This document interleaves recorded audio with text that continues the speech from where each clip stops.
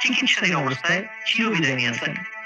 প্রায় ৮০ বছর বয়সী ইনেসি দীর্ঘদিন ধরে আর্থ্রাইটিস, ডায়াবেটিসের পাশাপাশি কিডনি, লিভার, ফুসফুস, চোখের সমস্যা সহ নানা জটিলতায় ভুগছিলেন।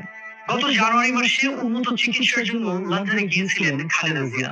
সেখানে ১১৭ দিন চিকিৎসা শেষে ৬ মে তিনি দেশে ফেরেন। এরপর শারীরিক নানা জটিলতায় তাকে বেশ কয়েকবার হাসপাতালে যেতে হয়েছে। সর্বশেষ শ্বাসকষ্ট বেড়ে গেলে গত ২৩ নভেম্বর রোববার রাতে তাকে জরুরি ভিত্তিতে এভারকেয়ার হাসপাতালে নেওয়া হয়। পরীক্ষা নিরীক্ষায় ফুসফুসের সংক্রমণ ধরা পড়ায় হাসপাতালে ভর্তি করা হয়। এরপর অবস্থার অবনতি হলে তাকে হাসপাতালের কেবিন থেকে করোনারি কেয়ার ইউনিটে স্থানান্তর করা হয়। সেখানে মেডিকেল বোর্ডের দেশি বিদেশি বিশেষজ্ঞ চিকিৎসকদের তত্ত্বাবধানে সাবেক এই প্রধানমন্ত্রীর চিকিৎসা চলছিল। তবে সব প্রচেষ্টা ব্যর্থ করে দিয়ে চিরবিদায় নিলেন খালেদা জিয়া। বেগম খালেদা জিয়ার জন্ম নাম